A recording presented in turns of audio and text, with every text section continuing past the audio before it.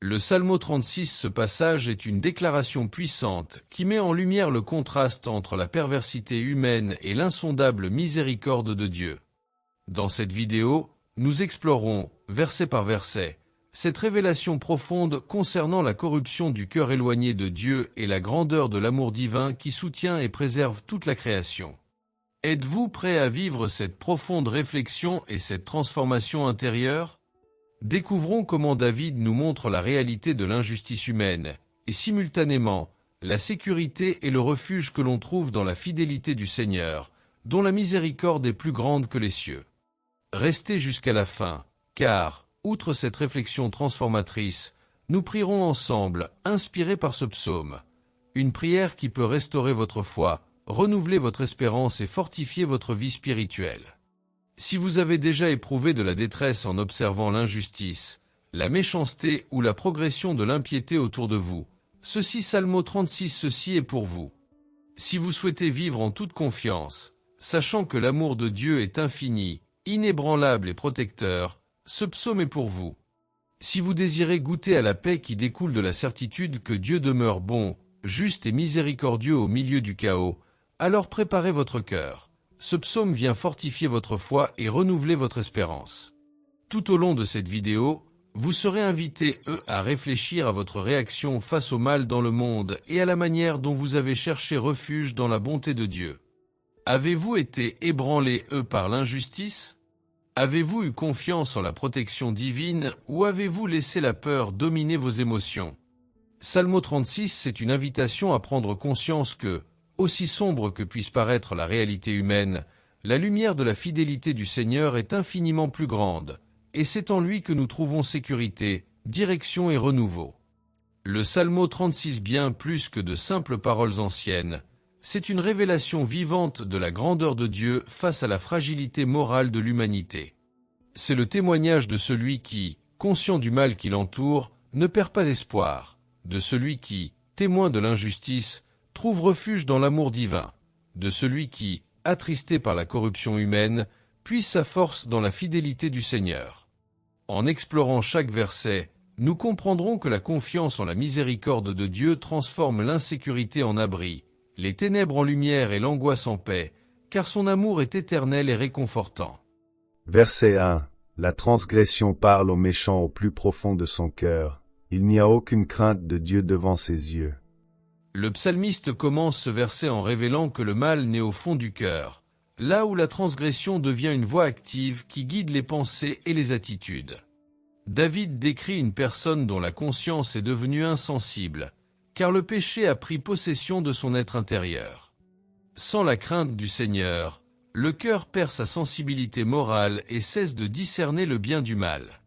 Cette absence de révérence ouvre la voie à des choix injustes et destructeurs. Ainsi, le psalmiste nous montre que la racine du mal extérieur réside dans la perte du respect intérieur pour Dieu.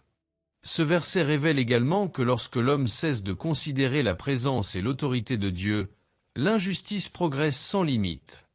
Craindre le Seigneur, c'est reconnaître sa sainteté et sa souveraineté, et vivre avec une responsabilité spirituelle. Les méchants, en ne reconnaissant pas Dieu devant eux, agissent comme s'ils étaient au-dessus des lois et des conséquences de leurs actes. Cette attitude engendre l'arrogance, l'aveuglement et des décisions nuisibles à eux-mêmes et à autrui. David souligne que le mal prospère lorsque Dieu cesse d'être le repère moral du cœur humain. Appliquer cet enseignement au quotidien, c'est discerner quelle voie guide nos choix, celle de l'esprit ou celle de la transgression. Cultiver la crainte du Seigneur, c'est garder vivant le souvenir de sa présence et rechercher sa direction à chaque instant. En fortifiant notre communion avec Dieu, nous développons une sensibilité spirituelle qui nous permet de rejeter les pulsions destructrices. La crainte du Seigneur nous protège des chemins trompeurs et nous conduit à l'intégrité. Ainsi, ce verset nous invite à vivre avec respect, discernement et détermination, en laissant Dieu guider nos pensées et nos attitudes. Pour réfléchir, ai-je laissé des pensées éloignées de Dieu influencer mes choix? Est-ce que je reconnais l'importance de craindre le Seigneur dans ma vie quotidienne? Comment puis-je développer ma sensibilité spirituelle pour vivre avec plus d'intégrité devant Dieu? Verset 2. car il se flatte lui-même à ses propres yeux, jusqu'à ce que son iniquité soit découverte et qu'il se déteste lui-même. Le psalmiste décrit maintenant un trait frappant des méchants. Ils se flattent, nourrissant une image déformée et exagérée d'eux-mêmes. Cette auto-admiration agit comme un voile qui dissimule leurs erreurs et les empêche de sincérité. David montre que les méchants sont tellement prisonniers de leur vanité qu'ils ne perçoivent pas la gravité de leurs actes. Cette flatterie intérieure engendre un faux sentiment de justice personnelle, qui affaiblit leur capacité de repentir. Ainsi, ils restent aveugles jusqu'à ce que leur propre péché les démasque. Ce verset révèle comment l'orgueil empêche une personne de reconnaître sa véritable condition. David montre également que, aveuglés par leur fausse bonté, les méchants ne voient pas à temps les conséquences de leur iniquité. Ils vivent sans se remettre en question, nourrissant des pensées qui justifient leurs actes et les éloignent toujours plus de la vérité. Or, vient le moment où le péché est révélé, et alors ils commencent à éprouver du remords, mais il est trop tard. La honte et la conscience s'éveillent, non pas parce qu'il y a eu repentance, mais parce que le masque est tombé. Ainsi, le psalmiste démontre comment la flatterie de soi-même détruit l'âme et la prive de la capacité de se transformer véritablement. Appliquer ce verset à notre vie quotidienne signifie rester vigilant afin que la vanité, l'autosuffisance et la recherche de la justification personnelle ne prennent pas le dessus sur nos cœurs. Nous devons laisser Dieu révéler nos faiblesses avant qu'elles ne nous exposent. En cultivant l'humilité et la sincérité devant le Seigneur, nous reconnaissons les aspects de notre vie qui nécessitent une transformation. La repentance quotidienne nous protège de l'aveuglement spirituel et de l'orgueil qui endurcit le cœur. Ainsi, nous vivons dans la vérité, laissant Dieu nous purifier et nous guider sur le chemin de la maturité et de l'intégrité. Pour réfléchir, ai-je entretenu des excuses intérieures qui entravent ma croissance spirituelle? Est-ce que je permets à Dieu de révéler mes défauts avant qu'il ne me trahisse? Comment puis-je cultiver davantage d'humilité et de sincérité devant le Seigneur? Verset 3. Les paroles de sa bouche sont malice et tromperie. Il a cessé d'être prudent et de faire le bien. Le psalmiste révèle que la corruption des méchants se manifeste aussi dans leurs paroles, empreintes de malice, de mensonges et d'intentions perverses. David montre qu'un cœur éloigné de Dieu engendre des paroles trompeuses, car les mots reflètent l'âme. En abandonnant toute prudence, les méchants perdent le sens du bien et utilisent leur bouche pour blesser et manipuler. La parole devient un instrument de destruction, non de vérité. Ce verset souligne comment la séparation d'avec Dieu contamine non seulement les attitudes, mais aussi la manière de communiquer. David souligne également qu'en rejetant la prudence, le méchant se détourne volontairement du bien. Non seulement il manque à ses devoirs, mais il abandonne complètement le chemin de l'intégrité. Ces paroles, empreintes de mensonges, révèlent un cœur qui a cessé de rechercher la sagesse et la guidance divine. Ainsi, le mal devient le schéma naturel de sa vie, influençant ses relations et ses décisions. Ce portrait illustre la gravité d'ignorer la voie de Dieu, car l'abandon de la prudence conduit inévitablement à s'éloigner du bien. Appliquer ce verset à notre vie quotidienne nous invite à être attentifs à nos paroles et à nos intentions, en cherchant toujours à exprimer la vérité, la bienveillance et la sagesse. Nous devons cultiver un cœur en harmonie avec Dieu afin que nos paroles soient un instrument d'édification et non de blessure. Être prudent, c'est considérer les conséquences de chaque mot et agir avec responsabilité spirituelle. Lorsque nous laissons le Saint-Esprit guider nos conversations et nos attitudes, nous demeurons sur le chemin du bien. Ainsi, ce verset nous invite à vivre avec intégrité, sincérité et maîtrise spirituelle de notre communication. Pour réfléchir, mes paroles ont-elles reflété la sincérité ou ont-elles été empreintes d'irritation et d'intentions déformées? Ai-je fait preuve de prudence avant de parler et d'agir? Comment puis-je aligner mes paroles sur la volonté de Dieu chaque jour? Verset 4. Il médite le mal sur son lit. Il se place dans une voie qui n'est pas bonne. Il ne rejette pas le mal. Le psalmiste décrit ici la profondeur de la méchanceté qui règne dans le cœur du méchant, révélant qu'il ourdit le mal même dans ses moments de repos. Au lieu de profiter de la nuit pour réfléchir, se ressourcer ou se tourner vers Dieu, il occupe ses pensées à des stratégies injustes. David révèle que le mal commis n'est pas impulsif, mais prémédité, fruit d'intentions nourries en secret. Les méchants choisissent délibérément des voies perverses, ignorant complètement la vérité. Ainsi, nous voyons quelqu'un qui non seulement commet le mal, mais le cultive intérieurement. Ce verset montre que se détourner de Dieu compromet même les pensées les plus intimes. David souligne également que les méchants non seulement empruntent de mauvaises voies, mais refusent de rejeter le mal. Ils acceptent et perpétuent consciemment des pratiques destructrices sans se repentir. Cette résistance au bien révèle un cœur endurci, insensible à la correction divine. Le mal cesse d'être l'exception et devient un mode de vie, façonnant les attitudes et les relations. En choisissant constamment la mauvaise voie, les méchants se privent de toute possibilité de changement. Ce verset illustre comment la persistance dans le péché éloigne toujours plus l'homme de la sagesse et de la lumière. Appliquer ce verset à notre vie quotidienne nous invite à veiller sur nos pensées et sur ce que nous semons dans nos cœurs. Il nous faut examiner ce qui occupe notre esprit lorsque nous sommes seuls, en comprenant que nos pensées engendrent nos attitudes.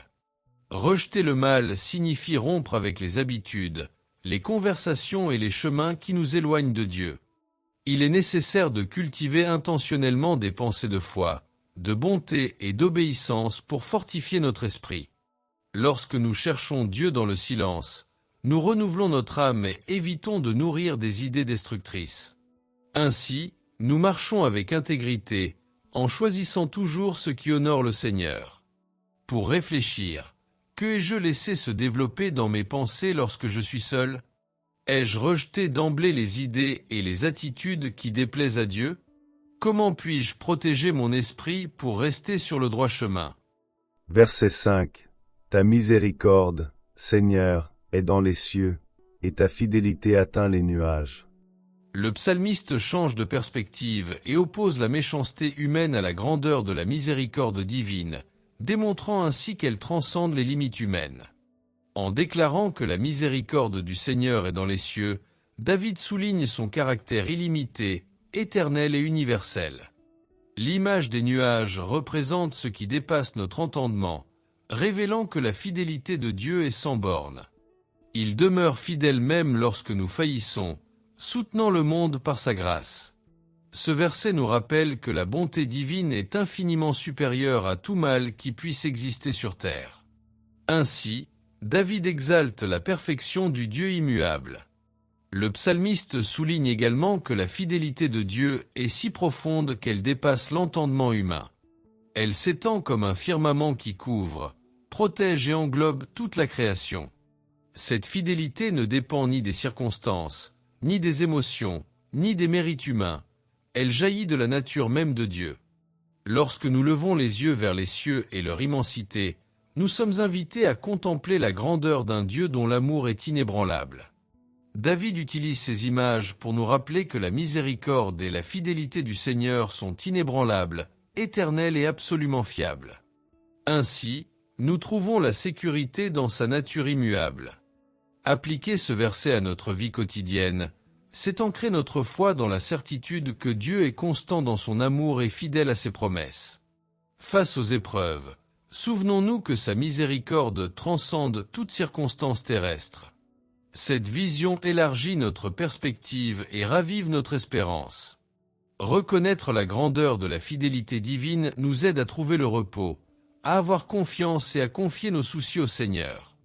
Ainsi, nous vivons dans une plus grande paix, sachant que nous sommes enracinés en un Dieu dont la miséricorde est infinie. Pour réfléchir, ai-je reconnu la grandeur de la miséricorde et de la fidélité de Dieu dans ma vie ? Ai-je pleinement confiance en la constance de l'amour divin, même lorsque les circonstances changent ? Comment puis-je cultiver une foi qui repose quotidiennement sur la fidélité du Seigneur ? Verset 6. Ta justice est comme les hautes montagnes, tes jugements sont un abîme profond. Toi, Seigneur, tu préserves l'homme et la bête. Le psalmiste compare la justice de Dieu à de hautes montagnes, soulignant ainsi sa fermeté, son inébranlabilité et sa majesté. David présente une image de stabilité et de grandeur, révélant que la justice divine demeure immuable et incorruptible, à l'image des intérêts humains. Les montagnes symbolisent la solidité, la permanence et l'autorité, tout comme l'action juste de Dieu sur toute sa création. Ces jugements, quant à eux, sont profonds comme l'abîme, témoignant d'une sagesse infinie et de mystères qui dépassent notre entendement. Ce verset nous invite à contempler la perfection des voies du Seigneur. David souligne également que les jugements de Dieu sont si profonds qu'aucun être humain ne peut les comprendre pleinement. Ils englobent des dimensions spirituelles, morales et éternelles qui dépassent la vision limitée de l'homme. Cependant, cette profondeur ne signifie pas éloignement, mais souveraineté aimant agissant avec une parfaite précision. Même lorsque nous ne comprenons pas ses desseins, nous pouvons avoir confiance en leur justice, leur sagesse et leur vérité. Le psalmiste affirme ensuite que Dieu préserve les hommes et les animaux, révélant ainsi que sa sollicitude s'étend à toute la création. Ainsi, nous voyons un Dieu juste, sage et protecteur. Appliquer ce verset à notre vie quotidienne signifie avoir confiance en la justice de Dieu, même lorsque les situations nous paraissent confuses ou injustes. Il nous faut nous souvenir qu'il voit ce que nous ne voyons pas et qu'il agit avec une sagesse qui surpasse la nôtre. Reconnaître la profondeur de ses jugements nous conduit à nous reposer sur sa souveraineté sans exiger de réponse absolue. Nous sommes également appelés à percevoir l'amour et la sollicitude de Dieu qui nous soutiennent chaque jour. Ainsi, nous marchons dans la foi, sachant que nous sommes protégés par un Dieu juste, d'une sagesse infinie et fidèle dans sa sollicitude. Pour réfléchir, ai-je fait confiance à la justice de Dieu même lorsque je ne comprends pas ses voies? Ai-je reconnu la profondeur de sa sagesse face à mes limites? Comment puis-je trouver davantage de repos dans la protection et la sollicitude du Seigneur au quotidien? Verset 7. Combien précieuse est ta miséricorde, ô Dieu! C'est pourquoi les enfants des hommes se réfugient à l'ombre de tes ailes. La miséricorde du Seigneur est décrite comme un trésor inestimable, une source spirituelle qui soutient et protège le cœur humain dans ses moments de fragilité. Lorsque le psalmiste qualifie cette miséricorde de « précieuse », il reconnaît qu'elle surpasse toute forme de sécurité humaine et qu'elle est capable de restaurer ce que la douleur, l'échec et la peur tentent de détruire. Sans cette miséricorde, nul ne pourrait tenir bon, et c'est pourquoi David la présente comme le fondement de la confiance du peuple de Dieu. L'image des enfants des hommes se réfugiant à l'ombre des ailes de Dieu révèle bienveillance, protection et une profonde acceptation.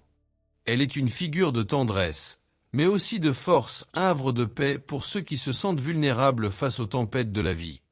Sous ses ailes, l'âme lasse trouve le repos, le cœur troublé la sérénité et l'esprit angoissé un chemin.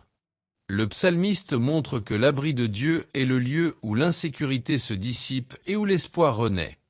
Appliquer cet enseignement aujourd'hui, c'est reconnaître que notre véritable sécurité ne réside ni dans les circonstances, ni dans les autres, ni même dans nos propres capacités, mais dans la miséricorde de Dieu qui nous enveloppe et nous soutient chaque jour.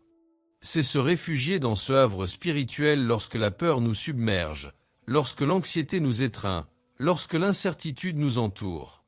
C'est prendre le temps de prier, de remettre notre cœur au Seigneur et de laisser sa présence être le lieu où nous trouvons la paix et le renouveau. Ainsi, nous goûtons au véritable repos qui ne se trouve que sous son aile. Pour réfléchir, ai-je vraiment cherché refuge à l'ombre des ailes de Dieu? Reconnais-je sa miséricorde comme mon havre de paix? Dans les moments difficiles, me tourne-je vers sa présence ou tente-je de tout porter seul? Verset 8. Ils se régaleront des mets abondants de ta maison, et tu les abreuveras au fleuve de tes délices.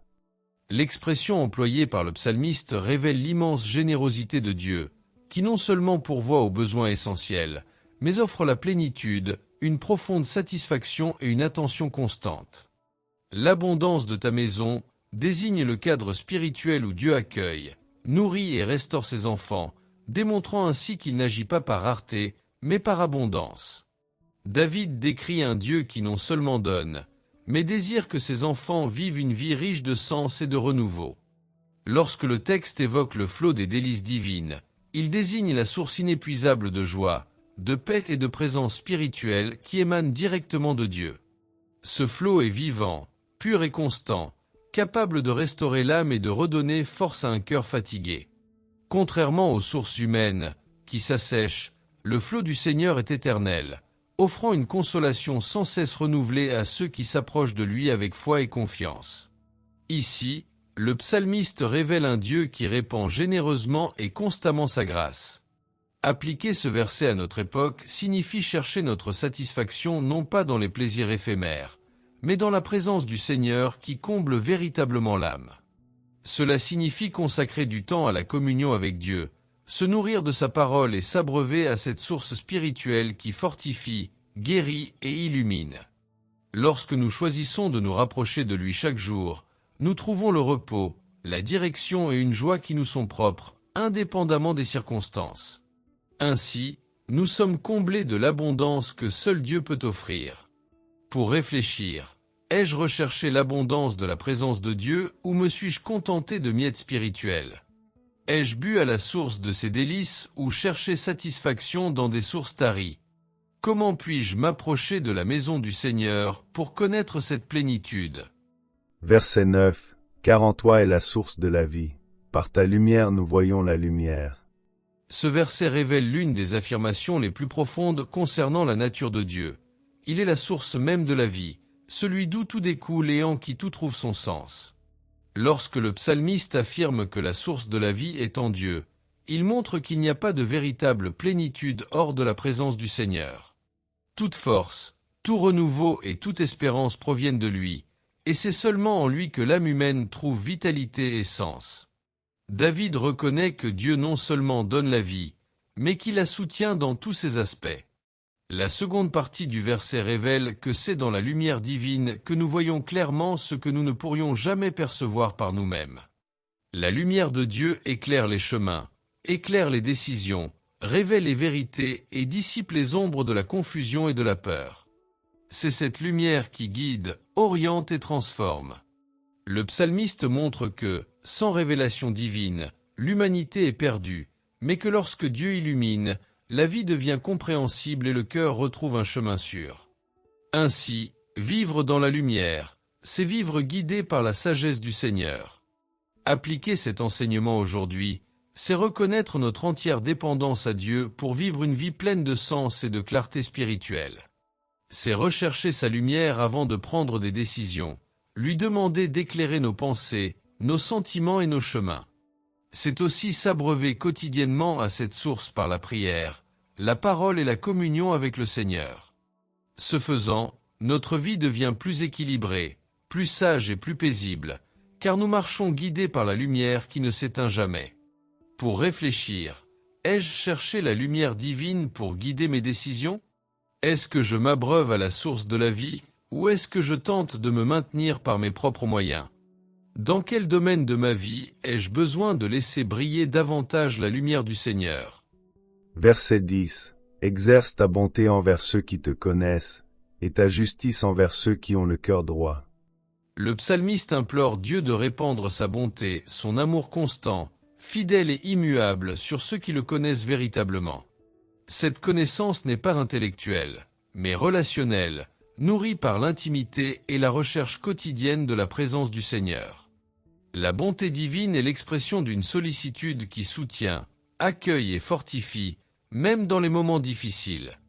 David reconnaît que ceux qui marchent avec Dieu peuvent compter sur sa bonté, qui ne faillit jamais et ne diminue jamais.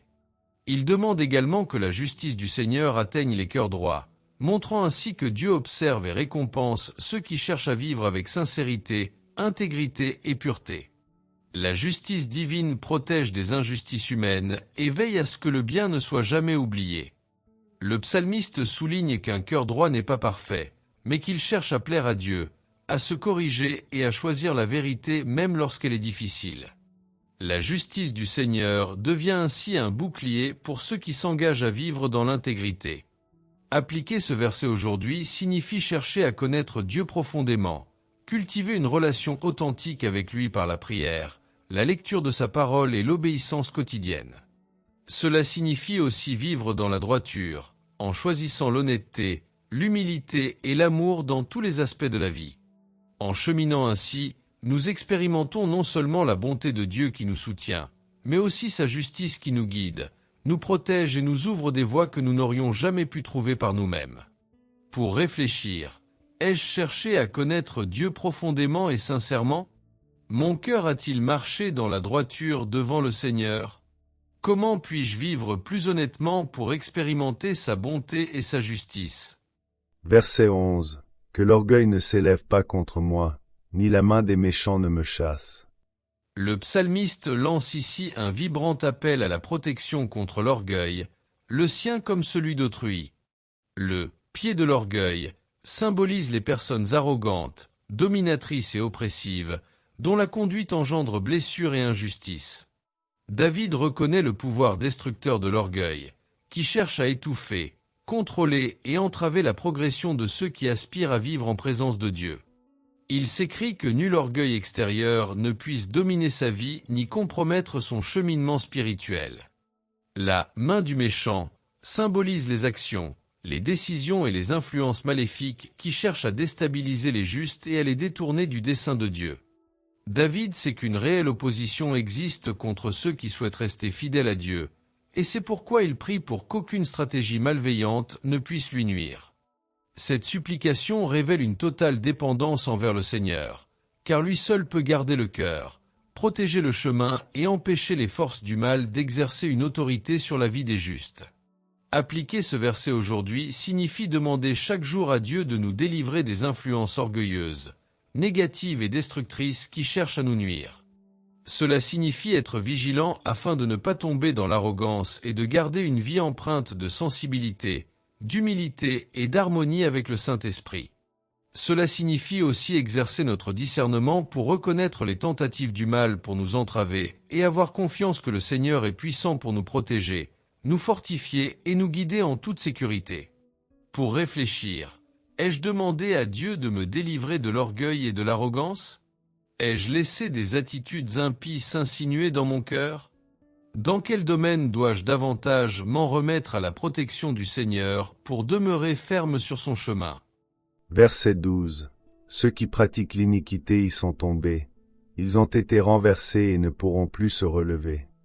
Le psalmiste conclut le psaume en décrivant la fin inéluctable de ceux qui persistent dans l'iniquité. Il affirme que ces individus sont tombés, montrant ainsi que leur propre méchanceté est la cause de leur chute. Il ne s'agit pas d'un simple faux pas, mais du résultat final d'un choix délibéré de s'éloigner de la vérité et de la justice divine. Cette affirmation souligne que l'iniquité ne perdure jamais et que tout mal trouve sa limite devant la souveraineté divine. Lorsque le texte affirme que « ils ont été renversés et ne pourront plus se relever », il souligne la défaite totale de ceux qui rejettent la volonté du Seigneur. Cela ne signifie pas une absence de miséricorde, mais une vérité spirituelle. Ceux qui persistent à vivre à l'encontre des voies de Dieu subissent les conséquences de leur choix. David démontre ainsi la justice de Dieu et la finitude du mal. La justice divine triomphe, préservant les justes et réduisant à néant les œuvres des méchants. Appliquer ce verset aujourd'hui, c'est se souvenir que suivre les voies de l'intégrité et de l'obéissance nous maintient fermes, tandis que les voies injustes nous mènent à la chute. C'est un appel à la vigilance, à examiner nos attitudes et nos pensées, et à abandonner les pratiques qui déplaisent au Seigneur. Il nous enseigne aussi à avoir confiance que Dieu est souverain et qu'il détruit lui-même les structures d'injustice qui semblaient inébranlables. Marcher avec Dieu, c'est demeurer ferme. Se détourner de lui, c'est perdre l'équilibre de son âme. Pour réfléchir, ai-je évité les chemins qui mènent à la chute spirituelle? Ai-je confiance en la justice de Dieu et en sa bienveillance envers ceux qui marchent dans sa lumière? Quelles attitudes dois-je modifier pour demeurer ferme devant le Seigneur? Le message du psaume 36 révèle le contraste entre la corruption du cœur humain et la fidélité infinie de Dieu. Tout au long des versets, nous constatons que, tandis que le mal se répand dans les ténèbres, la miséricorde du Seigneur demeure ferme, sublime et constante. Il est la source de la vie, la lumière qui guide et la protection qui soutient ceux qui se confient en lui. Ce psaume nous rappelle que l'espérance des justes ne réside pas dans le monde, mais dans le caractère immuable de Dieu. Méditer sur ces vérités fortifie notre foi et nous invite à demeurer proche de la présence divine. Ainsi, le psaume 36 nous invite à demeurer proche de la source de vie et à marcher dans la lumière qui émane du Seigneur. Il nous rappelle que Dieu soutient, protège et bénit ceux qui le cherchent sincèrement, et qu'aucun mal ne triomphera de ceux qui vivent selon sa justice. C'est un appel à rejeter les voies de l'orgueil et de l'iniquité, et à choisir chaque jour l'intégrité, la foi et la confiance en la bonté divine. En appliquant ces enseignements à notre vie, nous pouvons vivre dans la paix, la fermeté et l'espérance, certains que le Dieu qui éclaire nos pas nous protège aussi de toute chute. Maintenant que nous comprenons le sens de chaque verset et le message que le Seigneur souhaite nous transmettre à travers le psaume 36, je vous invite à poursuivre votre méditation et votre prière pendant 6 jours. Lisez chaque verset comme une déclaration de confiance en la fidélité de Dieu, en laissant sa lumière dissiper toute ombre de peur, de confusion ou d'incertitude. Que cette pratique quotidienne fortifie votre cœur et vous rappelle que c'est dans les eaux de la présence de Dieu que nous trouvons la vie, la direction et la sécurité. Demeurez ferme dans l'espérance, même lorsque le mal autour de vous semble s'intensifier. Souvenez-vous que la miséricorde du Seigneur est plus haute que les cieux et sa justice plus profonde que l'abîme, toujours prête à soutenir ceux qui se confient en lui. Et pour sceller ce message dans nos cœurs, nous vous invitons maintenant à prier et à garder précieusement cette prière inspirée du psaume 36. Revenez-y chaque fois que vous vous sentez faible, lorsque l'orgueil des méchants tente de vous intimider ou lorsque le chemin semble trop obscur. Souvenez-vous que le Seigneur est la source de la vie et que c'est dans sa lumière que nous voyons la vérité qui nous guide. Que cette prière renouvelle votre espérance, fortifie votre confiance et fasse naître en vous la paix de celui qui a appris à se reposer dans les bras du Père. Demeurez ferme, avec foi, courage et un cœur pleinement abandonné, jusqu'à ce qu'il accomplisse toutes ses promesses envers vous. Prière inspirée du psaume 36. Dieu Tout-Puissant, source de vie véritable, je me présente devant toi, reconnaissant que seule ta miséricorde soutient mes pas. Quand le monde semble plongé dans le mensonge, quand le mal tente de se faire passer pour la vérité, je me réfugie dans l'éclat de ta lumière, car en elle je vois qui je suis et où je dois aller. Garde mon cœur afin que je ne sois pas séduit par les chemins de facilité qui m'égarent loin de ta volonté. Affermis-moi dans ta vérité inébranlable. Père bien-aimé, répands sur moi cette grâce abondante que le psalmiste compare à un fleuve intarissable. Puisse-je m'abreuver à cette source chaque jour, y puisant force et réconfort dans la lassitude, espoir face à la peur qui me paralyse, et discernement lorsque la confusion m'envahit. Apprends-moi à demeurer à l'ombre de tes ailes, où je trouve la paix, la sécurité et le repos que le monde ne peut offrir. Dieu fidèle, garde-moi dans ta bonté et délivre-moi des chemins qui m'éloignent de ton dessein. Que ta lumière éclaire mes décisions, que ton amour purifie mes intentions et que ta présence guide mes pas. Puisse-je toujours choisir le bien, même dans l'épreuve, et que ma vie soit le reflet de ta miséricorde infinie. Au nom de Jésus, Amen. Si ce message vous a touché, aimez cette vidéo et partagez-la avec quelqu'un qui a besoin de se rappeler que la miséricorde de Dieu est infinie et que sa fidélité résiste à toutes les épreuves. Puissions-nous reconnaître ensemble qu'au cœur des ténèbres du monde, c'est la lumière du Seigneur qui nous guide, nous protège et nous montre le chemin sûr. Que chaque mot de ce psaume vous inspire à demeurer ferme dans votre confiance en celui qui ne faillit jamais et qui soutient nos vies de son amour éternel. Abonnez-vous à la chaîne pour continuer à suivre des réflexions profondes sur les psaumes. Activez les notifications pour ne manquer aucune étude et laissez votre demande de prière en commentaire. Ce sera une joie pour nous d'intercéder pour vous avec affection, foi et espérance. Que le Seigneur fortifie votre cœur pour résister aux assauts du découragement, cultive votre foi au milieu des épreuves et trouve le repos sous la protection de celui qui est notre source de vie et de protection. Que votre chemin soit marqué par la paix que seul Dieu peut donner, par la confiance qui découle de votre intimité avec lui, et par la joie de ceux qui choisissent de vivre guidés par sa lumière. Qu'il renouvelle chaque jour vos forces, protège votre famille et comble de ses bénédictions tous les aspects de votre vie. À bientôt pour une nouvelle vidéo. Que Dieu bénisse votre vie, votre famille et votre entreprise.